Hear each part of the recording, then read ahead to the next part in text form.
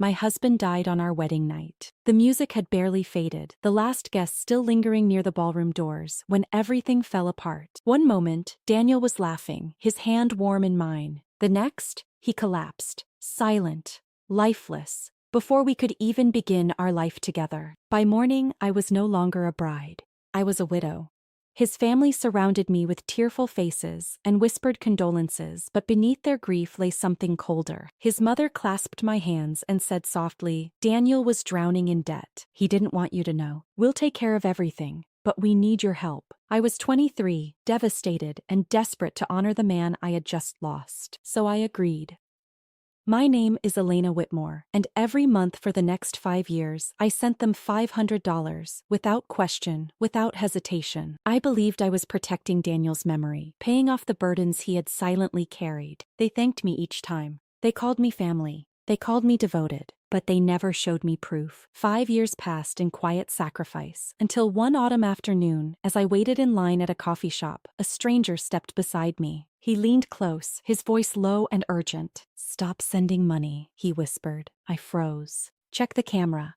Before I could speak, he was gone. That night, trembling with uncertainty, I unlocked my front door earlier than usual, and the moment I stepped inside, I realized my husband's death was only the beginning. The stranger's words echoed in my mind all the way home. "Stop sending money. Check the camera." My hands trembled as I unlocked the door. The house was quiet. Too quiet. A faint glow flickered from the living room, and I froze at the threshold, my heart pounding in my ears. I hadn't left the television on. Slowly, I stepped inside. That's when I noticed it, the small red light blinking above the bookshelf. Aki cha, ani, nati, a camera. Hidden in plain sight, my breath caught. I had installed the security system years ago, after Daniel's death, hoping it would bring me peace. I had never once reviewed the recordings. There had been no reason to, until now. With unsteady fingers, I opened the security app on my phone. The footage loaded slowly, each second stretching into an eternity. I scrolled back through the archive. Days, weeks, months, until something unfamiliar caught my eye. 2 weeks earlier, the timestamp showed a quiet afternoon. The front door opened, and Daniel's mother stepped inside, using a key I didn't know she had. Moments later, his brother followed her, laughing as he carried a small box. I watched in stunned silence as they moved through my home like it belonged to them.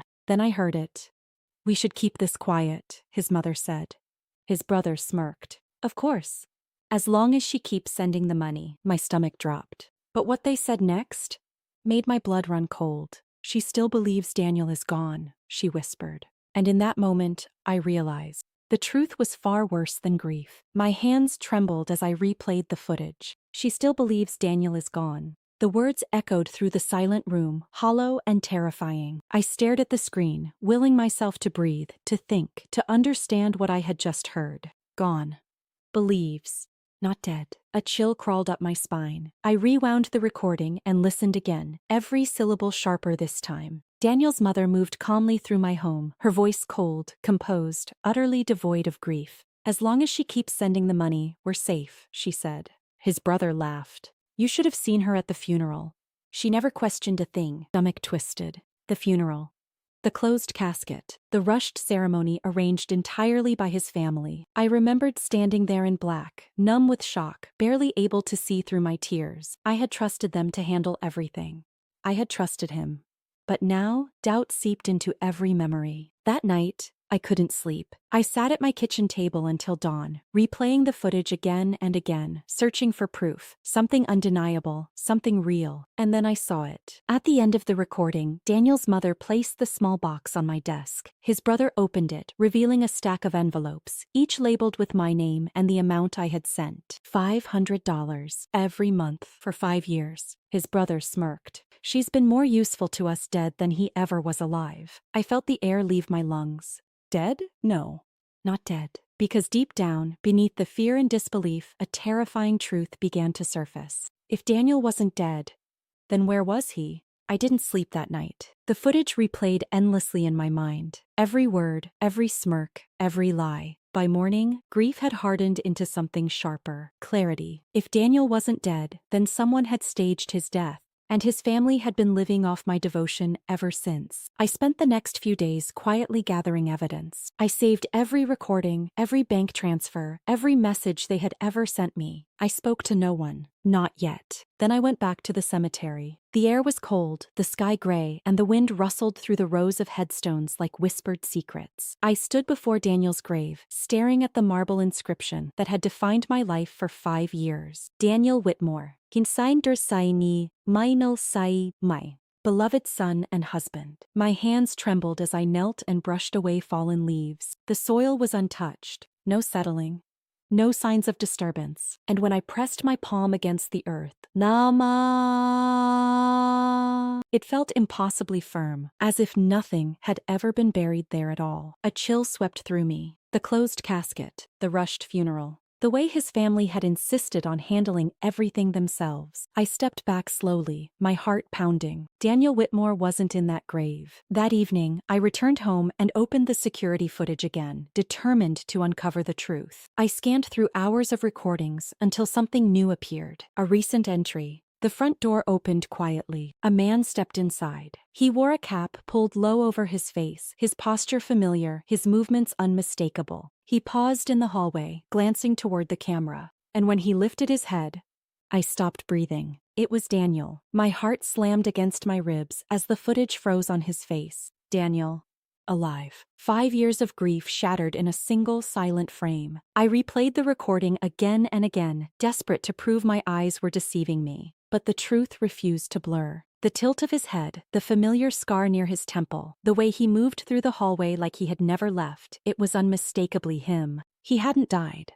He had disappeared. And his family had helped him do it. My hands trembled as I watched him step into my living room. He paused, glancing around with quiet familiarity, as though the life we once shared still belonged to him. Then he spoke, his voice low but clear enough for the camera to capture. Is she still sending the money? His mother's voice followed from the doorway. Every month. She still believes you're gone. Daniel smirked. Good, he said. Let's keep it that way. The sound of his voice, the man I had loved, the man I had mourned, cut deeper than any betrayal. Tears blurred my vision, but they did not fall. Grief had once ruled me. Now, it was something else. Resolve. I saved the footage, locking it in multiple secure backups. Then I opened my banking records, reviewing every transfer, every sacrifice I had made in his name. $500 every month. Not devotion, not loyalty, fraud. I stared at his frozen image on the screen, my voice barely above a whisper. You didn't die on our wedding night, Daniel. My reflection stared back at me, steady, unbroken, and unafraid. But the woman you betrayed did. And in her place, someone far stronger had risen. The moment I saw Daniel's face on that screen, something inside me shifted. Grief vanished. In its place, precision. I didn't confront him. I didn't call his family. Instead, I did what they never expected. I planned. Shouti in ki shout. Within days, I contacted a discreet attorney and a private investigator, presenting them with the footage, the financial records, and every document tied to Daniel's staged death. They listened in stunned silence as the truth unfolded. Insurance fraud, the investigator said quietly. Wire fraud, my attorney added. And conspiracy, I finished. For 5 years, they had lived comfortably on my money, and as I soon discovered, on a substantial life insurance payout issued after Daniel's death. The pieces fit together with chilling clarity, but I wanted more than justice. I wanted certainty, so I did what they believed I would never do. I kept sending the money. Every month, $500, on time, without fail. Meanwhile, my attorney coordinated with federal investigators, documenting every transaction, every visit, every word captured by the hidden cameras in my home. The evidence grew stronger with each passing week, forming a case too airtight to escape. Then, one afternoon, Daniel's mother called. Elena, she said sweetly, it's been 5 years. We're holding a memorial dinner for Daniel. You should come. You're still family. Wasai na stamaki no. I smiled slowly, my voice calm and gracious. Of course, I replied. I wouldn't miss it. After I hung up, I glanced at the frozen image of Daniel on my screen. They believed they were inviting a grieving widow. They had no idea. They had just invited their downfall. The memorial dinner was held in a grand private hall, adorned with white lilies and soft candlelight, an elaborate tribute to a man who had never died. I arrived precisely on time. Dressed in black silk, I walked through the doors with quiet composure, every step measured, every breath steady. Conversations softened as I entered. Daniel's family greeted me with rehearsed sympathy, their smiles brittle beneath the weight of secrets. "Elena," his mother said warmly, embracing me. "It means so much that you came." "I wouldn't have missed it," I replied. My gaze swept across the room. Then I saw him.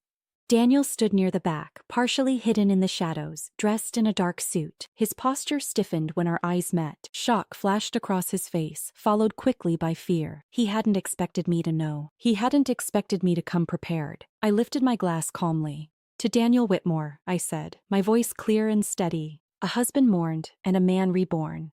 A ripple of uneasy laughter moved through the guests. Daniel's mother's smile faltered. "Elena, what do you mean?" Instead of answering, I nodded subtly toward the entrance. The doors opened. Federal agents stepped inside, their badges gleaming beneath the chandeliers. Silence fell like a sudden storm as murmurs swept through the hall. Daniel's face drained of color. "This memorial," I continued softly, "felt like the perfect place for a reunion." The lead agent approached him. "Daniel Whitmore, you are under arrest for insurance fraud, wire fraud, and conspiracy." Gasps echoed through the room. Daniel stared at me in disbelief. "Elena, how could you?"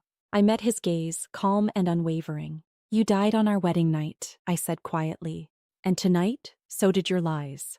The silence in the hall was suffocating as the agents led Daniel away. His mother gasped, clutching her pearls, while his brother's bravado crumbled into stunned disbelief. Guests whispered in hushed voices, the illusion of mourning shattered beyond repair. "Elena, please," Daniel's mother cried, reaching for me. I stepped back calmly. "For 5 years," I said, my voice steady, "you took my grief and turned it into your income. You stole my trust, my love, and my dignity. Tonight, I simply returned the truth to where it belongs." Her hand fell, trembling. Daniel paused as the agents escorted him toward the doors. He looked back at me, desperation clouding his eyes. "I never meant to hurt you," he said hoarsely.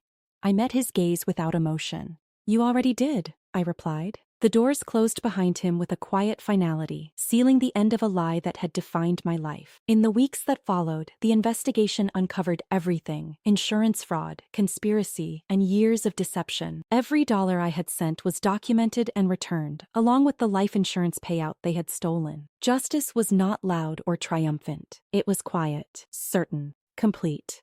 Months later, I stood alone at the ocean's edge, the wind tangling my hair as waves whispered against the shore. I no longer wore black. I no longer mourned. Daniel had died once in deception, but I had risen in truth. And this time, I was not a widow defined by loss. So, wai ki na chi. I was a woman defined by strength.